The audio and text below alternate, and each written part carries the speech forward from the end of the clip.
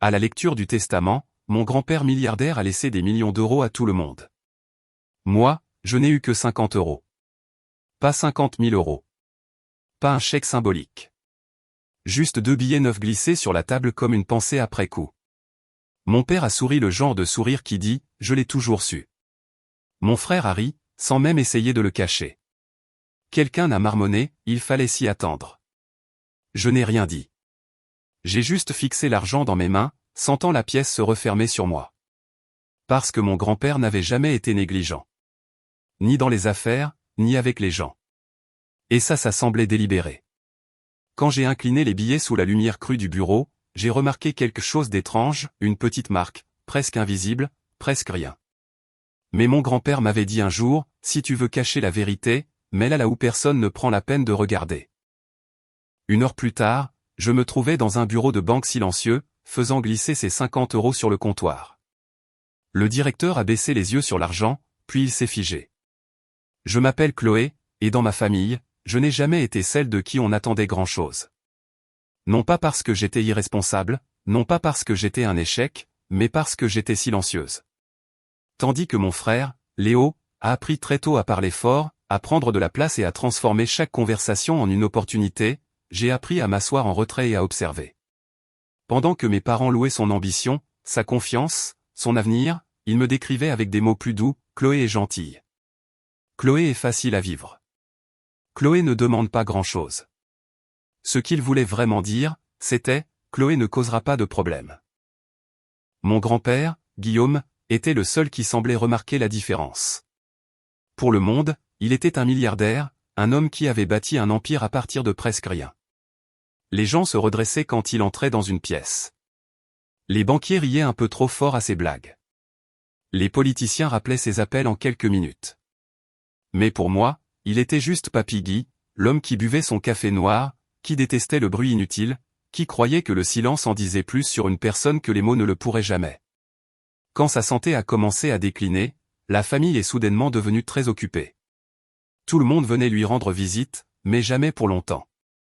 Mon père passait dans un costume sur mesure, vérifiait sa montre 2 fois, et disait « Papa, je voulais juste voir comment tu allais. J'ai une réunion. » Ma mère apportait des fleurs qui restaient intactes dans un vase. Léo est venu une fois, s'est tenu près de la porte et a dit « Tiens bon, papy. Tu es fort. » Puis il partait, et la pièce semblait toujours plus vide après leur départ. Je suis resté. Non pas parce que je pensais que cela me rapporterait quelque chose, non pas parce que j'espérais de la gratitude. Je suis resté parce que quelqu'un devait le faire. J'ajustais ses oreillers quand sa respiration devenait superficielle. Je lisais le journal à voix haute quand sa vue faiblissait. J'écoutais les mêmes histoires encore et encore sans le corriger, même quand je connaissais déjà la fin. Un après-midi, alors que la lumière du soleil filtrait faiblement à travers les stores de l'hôpital, il a tendu la main et a pris la mienne.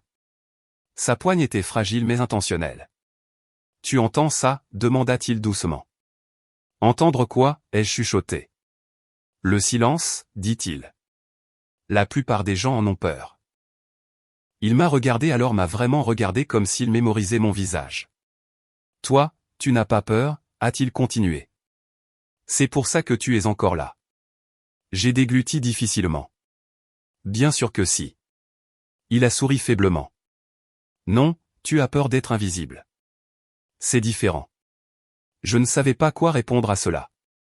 Une autre fois, tard dans la nuit, alors que les machines bourdonnaient régulièrement et que le monde semblait lointain, il a dit quelque chose qui m'est resté.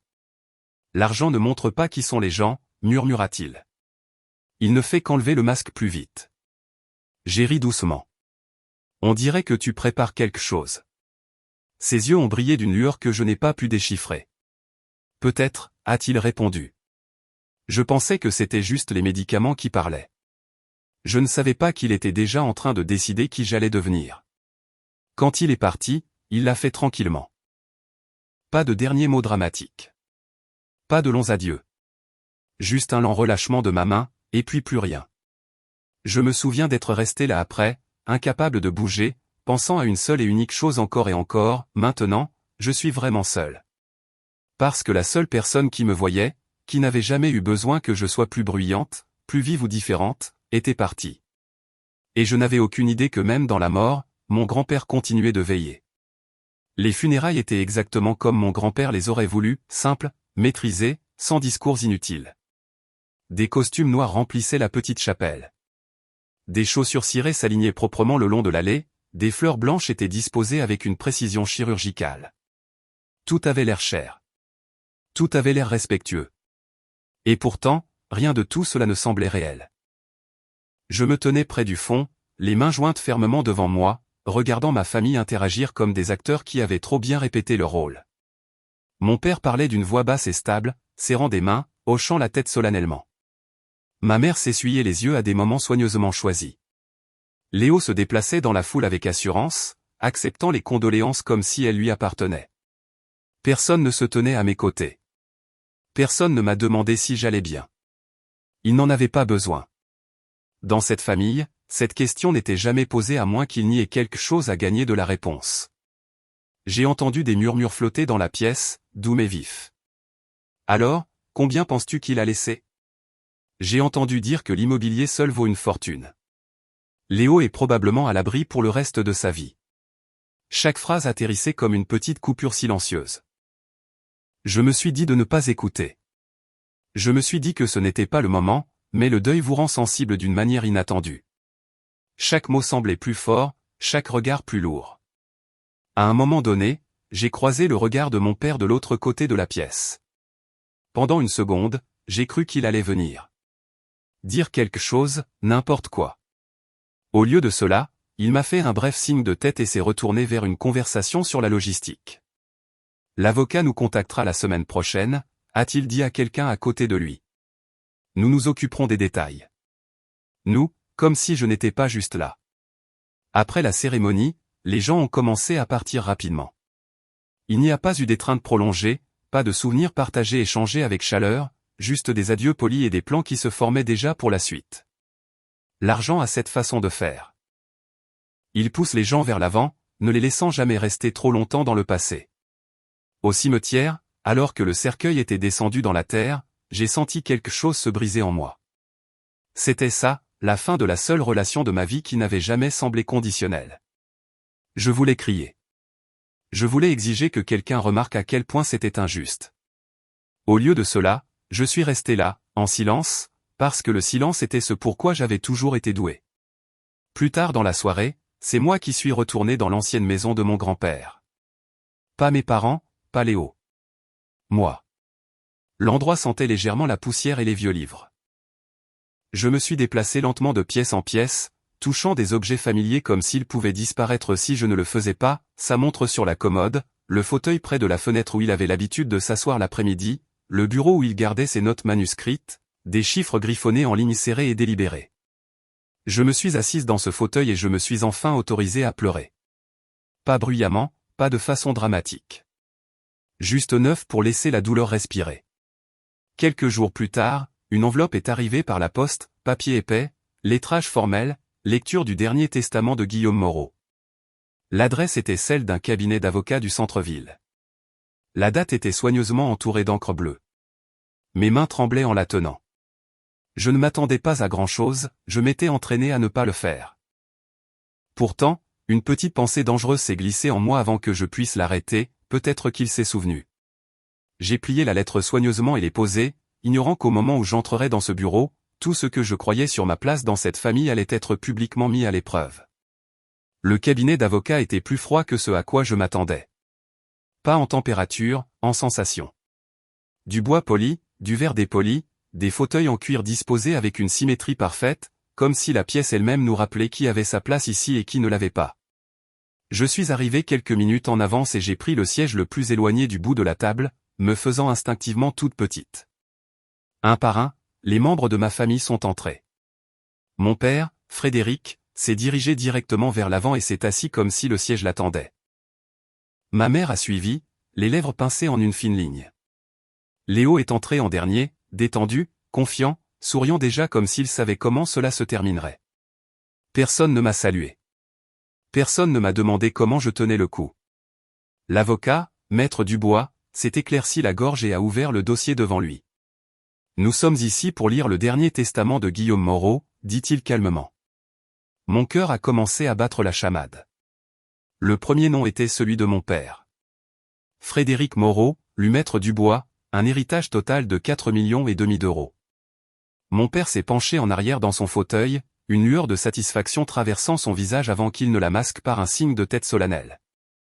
Ma mère a reçu 2,8 millions d'euros.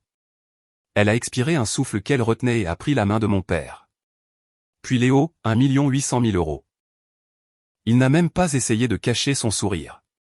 Il a jeté un regard dans ma direction, a haussé les sourcils et a articulé sans un son, « Je te l'avais dit ». J'ai baissé les yeux sur mes mains. Ne t'attends à rien, me suis-je rappelé. Tu le savais. Maître Dubois a fait une pause, tournant la page. Et Chloé Moreau? La pièce est devenue silencieuse. Pour Chloé Moreau, la somme de 50 euros. Pendant un instant, j'ai cru avoir mal entendu. 50, pas 50 000. Pas un geste symbolique accompagné d'un objet sentimental. Juste 50. Un rire a brisé le silence. Celui de Léo. Ouah, dit-il en secouant la tête. C'est poétique. Quelqu'un d'autre a gloussé. Je n'ai pas levé les yeux pour voir qui. Mon père a souri, pas cruellement, pas ouvertement, mais avec la satisfaction tranquille de quelqu'un dont la conviction de longue date venait d'être confirmée. Cela prouve quelque chose, dit-il d'un ton léger. Papa savait qui était pragmatique et qui ne l'était pas, ma mère a évité mon regard complètement.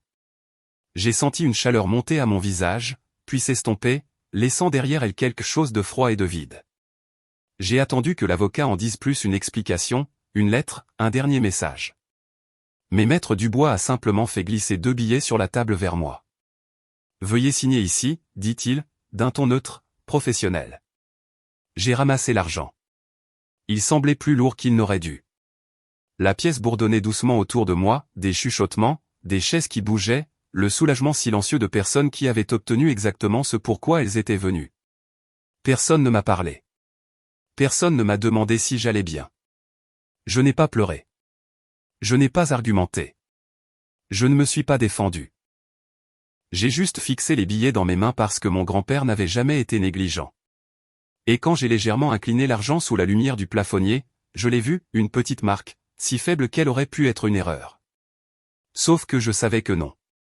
J'ai plié les billets soigneusement, les ai glissés dans mon sac à main et me suis levé. Je pense que nous avons terminé ici, ai-je dit doucement. Personne ne m'a arrêté. En sortant du bureau, j'ai entendu Léo rire à nouveau derrière moi. Mais pour la première fois, quelque chose en moi ne se brisait pas. Ça se réveillait. Je ne suis pas rentré chez moi tout de suite. Je suis resté assise dans ma voiture dans le garage souterrain sous le cabinet d'avocat, moteur éteint, les mains toujours serrées fermement autour de mon sac à main. Mon reflet me fixait depuis le pare-brise, pâle, tendu, mais étrangement concentré. 50 euros. J'ai ressorti les billets, les lissant soigneusement sur mes genoux. La plupart des gens les auraient fourrés dans un portefeuille et les auraient oubliés, ou les auraient déchirés de colère, ou en auraient ri, en prétendant que ça ne faisait pas mal. Mais mon grand-père m'avait appris à regarder de plus près. Les détails, avait-il l'habitude de dire en tapotant le côté de son carnet. C'est là que la vérité se cache. C'était troublant. J'ai incliné les billets sous la faible lumière du garage. La voilà de nouveau, une petite ligne, presque comme une égratignure, près du numéro de série.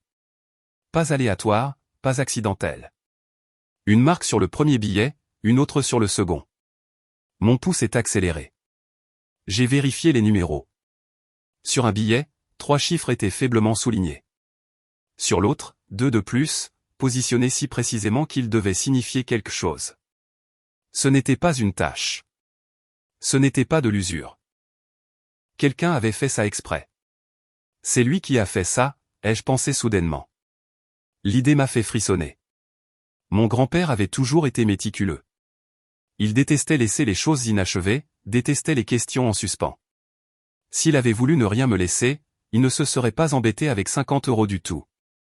Sauf si l'argent n'était pas l'héritage. Sauf si c'était la clé. J'ai traversé la ville sans vraiment y penser, les mains serrées sur le volant. L'adresse m'est venue instinctivement, tirée de ma mémoire comme un fichier longtemps enfoui, la vieille banque, celle que mon grand-père avait utilisée pendant des décennies, celle en qui il avait confiance quand il n'avait confiance en personne d'autre. Le hall était silencieux quand je suis entré, sol en marbre, éclairage doux, l'odeur du papier et du vernis. C'était comme entrer dans un autre monde, un monde où les voix restaient basses et les secrets bien gardés. Je me suis approché du bureau d'accueil, le cœur battant. Je dois parler au directeur de l'agence, ai-je dit, en essayant de garder ma voix stable. C'est à propos de mon grand-père, Guillaume Moreau. L'expression de la réceptionniste a changé instantanément. Un instant, s'il vous plaît. Quelques minutes plus tard, on m'a conduite dans un bureau privé. L'homme derrière le bureau s'est levé à mon entrée. Cheveux gris, yeux vifs, posture calme et professionnelle. Je suis monsieur Lambert, dit-il. Comment puis-je vous aider, mademoiselle Moreau? Je n'ai pas perdu de temps. J'ai posé les 2 billets sur son bureau et les ai glissés vers lui. Ceux-ci m'ont été laissés dans le testament de mon grand-père, ai-je dit. Et je pense qu'il les a marqués. Monsieur Lambert a légèrement froncé les sourcils, puis a pris l'argent. Au début, il avait l'air ennuyé, poli, indulgent. Puis ses yeux se sont plissés. Il s'est penché plus près, a retourné les billets, a vérifié les numéros de série, puis il a cessé de bouger. La couleur a quitté son visage si rapidement que ça m'a surprise. « Où avez-vous eu ça ?» demanda-t-il, sa voix soudainement prudente. « Vous le savez déjà, ai-je répondu. De Guillaume Moreau. » Il n'a pas répondu tout de suite. Au lieu de cela, il s'est levé, s'est dirigé vers la porte et l'a verrouillée tranquillement. Puis il est retourné à son fauteuil et m'a regardé avec quelque chose auquel je ne m'attendais pas, du respect. Ces marques, dit-il lentement, ne sont pas une coïncidence. Mon souffle s'est coupé. C'est une séquence de vérification, a-t-il continué. Et si j'ai raison, vous êtes la seule personne qui aurait pu les apporter ici. Je me sentais prise de vertige. Qu'est-ce que ça veut dire? Ai-je chuchoté. Monsieur Lambert a joint les mains sur le bureau. Ça veut dire, dit-il, que votre grand-père a laissé quelque chose en dehors du testament. Quelque chose que personne d'autre ne devait toucher. La pièce m'a semblé soudainement trop petite. Et l'argent, ai-je demandé. Il a jeté un dernier regard au billet. L'argent, dit-il doucement, n'était que l'invitation. La voix de mon grand-père a résonné dans mon esprit. Si tu veux cacher la vérité, mets-la là où personne ne prend la peine de regarder. Et pour la première fois depuis la lecture du testament, j'ai compris. Le véritable héritage n'avait pas été annoncé dans ce bureau froid. Il avait été placé directement entre mes mains. Monsieur Lambert ne m'a pas pressé. Il s'est adossé à son fauteuil, étudiant mon visage comme le fait quelqu'un qui décide de la quantité de vérité qu'une autre personne peut supporter d'un coup. Avant d'aller plus loin, dit-il prudemment, je dois confirmer votre identité. J'ai hoché la tête, les mains tremblant légèrement en lui tendant ma carte d'identité. Il l'a examinée, a tapé quelque chose sur son ordinateur, puis s'est arrêté lorsque l'écran a répondu. Sa mâchoire s'est contractée de manière presque imperceptible. C'est exactement comme il l'avait dit, murmura-t-il. Comme qu'il avait dit, ai-je demandé. Votre grand-père. Mon cœur a commencé à s'emballer. Monsieur Lambert s'est levé et s'est dirigé vers une grande armoire en acier encastrée dans le mur derrière lui. Il l'a ouverte avec une clé, puis un autre code, se déplaçant avec l'aisance de quelqu'un qui l'avait déjà fait, mais pas souvent. Il y a un coffre-fort privé ici, expliqua-t-il, enregistré uniquement au nom de Guillaume Moreau. Il existe en dehors du testament, en dehors de la succession, de manière totalement séparée. Ma gorge s'est asséchée. Pourquoi personne d'autre n'en a été informé? Il m'a regardé alors, son regard fixe. Parce que votre grand-père nous a demandé de n'en parler à personne, dit-il, à moins qu'il ne vienne avec une preuve. Il a placé les 2 billets à côté d'un document sur son bureau. Ces marques, a-t-il continué, font partie d'un système de vérification qu'il a conçu lui-même. Il croyait que les chiffres disent la vérité si l'on sait comment les lire. Cela lui ressemblait tout à fait. J'ai suivi monsieur Lambert dans un couloir silencieux, l'air devenant plus frais à chaque pas. Nous nous sommes arrêtés devant une porte lourde, et il a entré un code que je n'ai pas reconnu. La porte s'est ouverte avec un léger déclic. À l'intérieur se trouvait une petite pièce tapissée de coffres sécurisés. Il en a déverrouillé un et l'a fait glisser. Je n'étais pas préparé à ce que j'ai vu. Des lingots d'or soigneusement rangés reflétaient la lumière.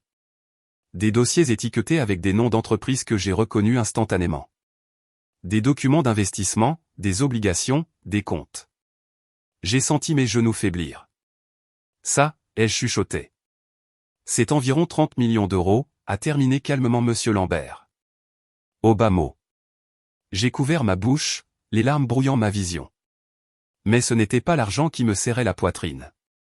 C'était l'enveloppe posée sur tout le reste, simple, de couleur crème, avec mon nom écrit de l'écriture familière de mon grand-père, Chloé. Mes mains tremblaient en la prenant.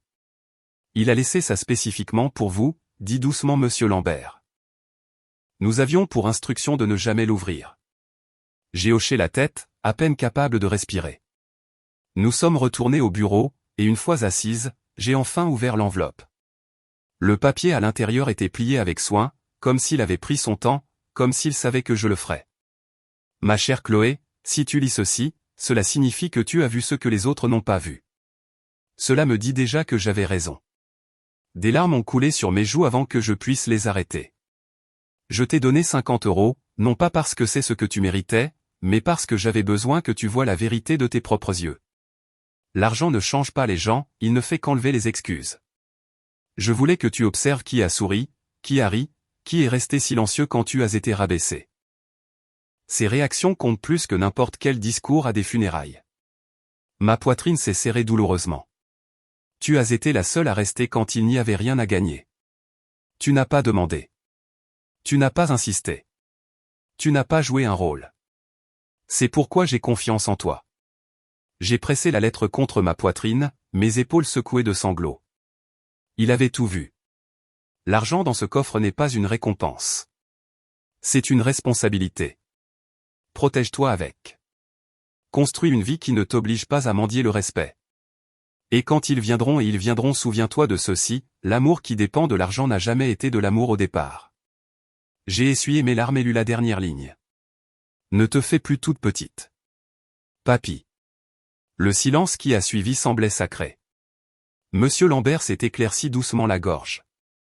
Votre grand-père a également laissé des instructions légales, dit-il.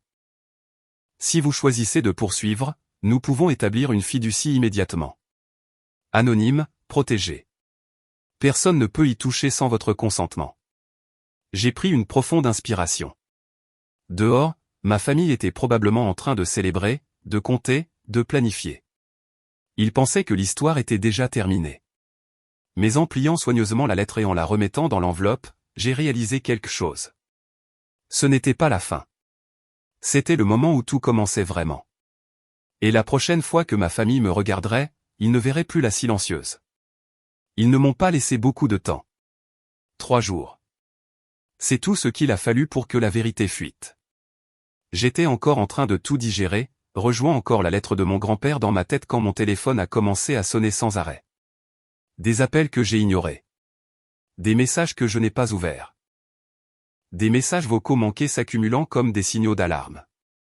Je savais qui c'était. Je ne m'attendais simplement pas à ce qu'il se présente en personne. C'était en début de soirée quand on a frappé à la porte. Pas poliment, pas avec hésitation. Sec et impatient, comme si la porte leur devait quelque chose. J'ai regardé par le Judas. Mon père, ma mère et Léo, tous là avec des expressions étudiées, un mélange d'inquiétude et d'attente. J'ai pris une lente inspiration et j'ai ouvert la porte. Chloé, a dit ma mère immédiatement en s'avançant. Nous devons parler. Ils sont entrés sans attendre d'invitation. Mon père a jeté un coup d'œil à mon appartement, ses yeux balayant les meubles, les étagères, l'espace calme comme s'il cherchait une preuve. Tu as gardé cet endroit très modeste, dit-il. Intéressant. Je n'ai rien dit. Léo s'est appuyé contre le comptoir, les bras croisés, avec un sourire narquois. Je suppose que papy ne pensait pas que tu avais besoin d'amélioration, hein? J'ai enfin parlé. Pourquoi êtes-vous ici? Mon père n'a pas hésité. Nous savons pour le compte, dit-il sèchement. Celui que tu n'as pas mentionné. L'air s'est tendu. Je ne sais pas de quoi vous parlez, ai-je répondu calmement. Il a ricané. Ne nous insulte pas. Quelqu'un à la banque a parlé.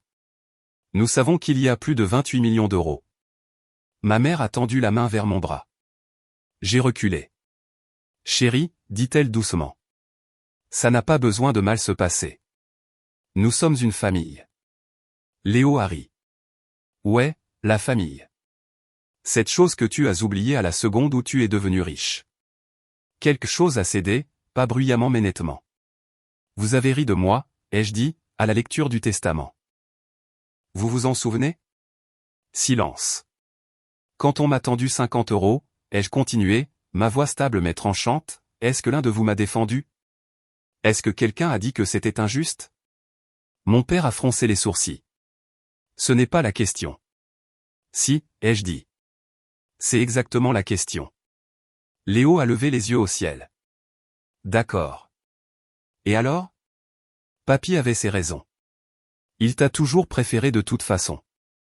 Les yeux de ma mère se sont remplis de larmes. Chloé, s'il te plaît. Tu sais que ton frère a des projets, des investissements. Cet argent pourrait tous nous aider. Voilà, ai-je dit doucement. Le ton de mon père s'est durci. Nous ne demandons pas. Nous te disons de faire ce qui est juste. Partage-le. Maintiens la paix. J'ai senti mes mains trembler, mais je ne l'ai pas laissé paraître. Ce qui est juste, ai-je répété.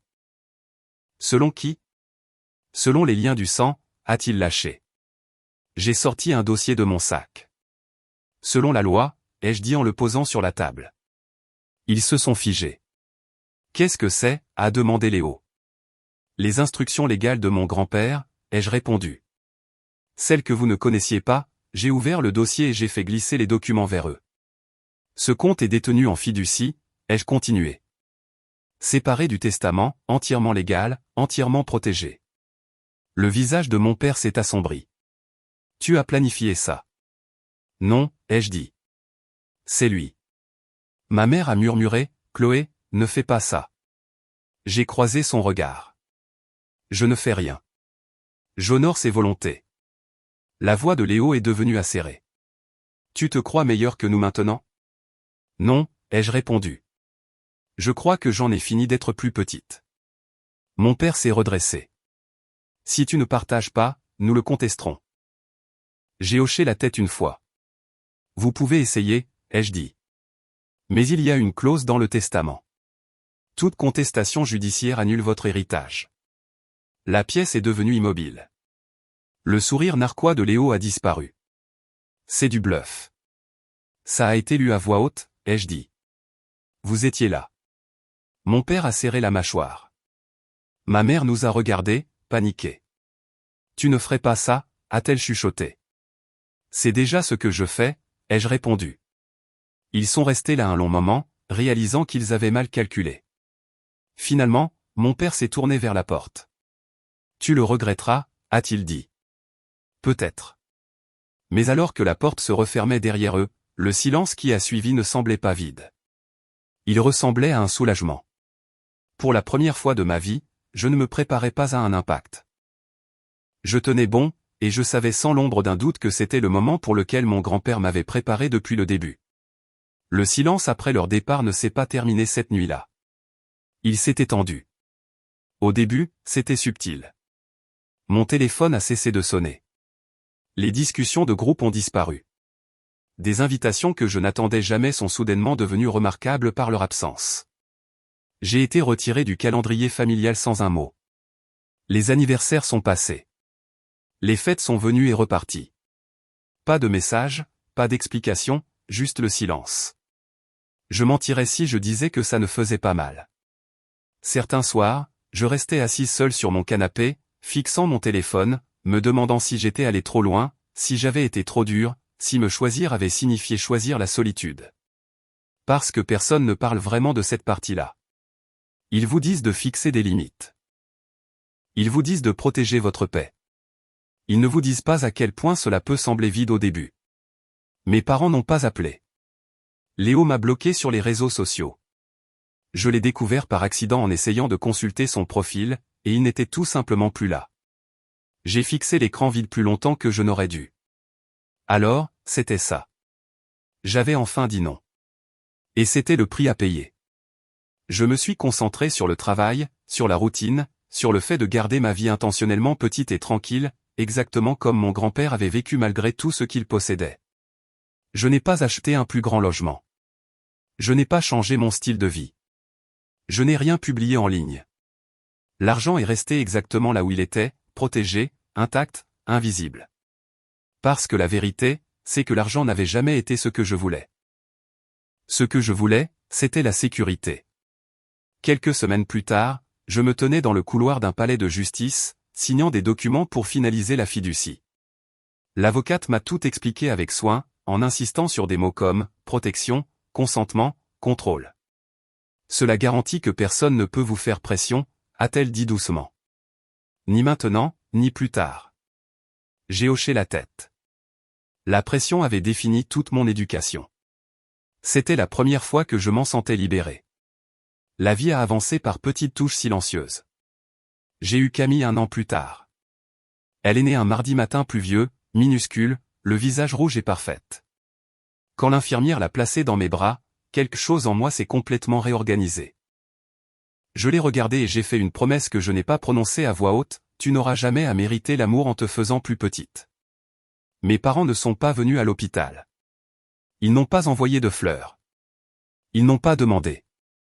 Et étonnamment, cela ne m'a plus brisé. Parce qu'en regardant Camille dormir contre ma poitrine, ses petits doigts enroulés autour des miens, j'ai compris quelque chose que mon grand-père avait su depuis le début. La famille ne se définit pas par qui se présente quand il y a de l'argent sur la table. Elle se définit par qui reste quand il n'y a rien à gagner. Pourtant, parfois, tard dans la nuit, quand le monde était silencieux, je me demandais si cette distance était permanente, si la porte que j'avais fermée s'ouvrirait un jour à nouveau. Je n'ai pas cherché la réponse. J'avais appris que la paix ne vient pas en réparant des gens qui ne veulent pas changer. Elle vient en choisissant un avenir différent. Et j'étais enfin prête à en construire un, même si je devais le faire sans eux. La vie n'a pas changé du jour au lendemain. Il n'y a pas eu de scène de victoire spectaculaire, pas de tournée d'excuses, pas de prise de conscience soudaine de la part de ma famille. Ce qui a changé était plus silencieux que ça, plus sûr. J'ai avancé lentement, intentionnellement. J'ai travaillé avec des avocats et des conseillers qui ne rendaient de compte qu'à moi, et seulement à moi. La fiducie que mon grand-père avait préparée est devenue un mur que je n'avais pas à expliquer, justifier ou défendre. Pour la première fois, personne ne pouvait me coincer avec la culpabilité. Personne ne pouvait me menacer avec la famille. Personne ne pouvait me faire plus petite pour leur confort. Et je ne me sentais pas puissante. Je me sentais protégée. À mesure que Camille grandissait, j'ai construit une vie comme mon grand-père me l'avait appris, simple en surface, solide au cœur. J'ai investi prudemment. J'ai mis de côté un avenir pour son éducation. J'ai fait des dons discrets à des causes qui soutenaient les femmes ayant besoin de protection juridique, des femmes à qui l'on disait « c'est comme ça dans la famille », parce que je savais à quel point cette phrase pouvait être dangereuse. Parfois, les gens me demandent si je le regrette, si je regrette de ne pas avoir partagé, si je regrette d'être partie, si je regrette d'être qualifiée de froide ou d'égoïste. Non, parce que le regret vient du fait d'agir contre sa propre vérité. Et pour une fois, je ne l'avais pas fait. Mon grand-père ne m'a pas laissé 50 €. Il ne m'a même pas laissé des millions. Il m'a laissé la clarté. Il m'a montré qui rirait quand j'étais humilié, qui resterait silencieux, qui ne me tendrait la main que lorsqu'ils auraient besoin de quelque chose. Et plus important encore, il m'a montré qui j'étais quand j'ai finalement cessé de demander la permission d'exister. La dernière chose qu'il m'a donnée n'était pas de l'argent. C'était le courage de dire non, la force de rester seul et la liberté de construire une famille qui ne confondrait jamais l'amour avec le contrôle. Quand je regarde Camille maintenant, riant sans peur, grandissant sans condition, je comprends le véritable héritage. Pas la richesse, pas la vengeance, pas la validation. La paix. Et ça valait plus que chaque euro qu'il avait laissé derrière lui.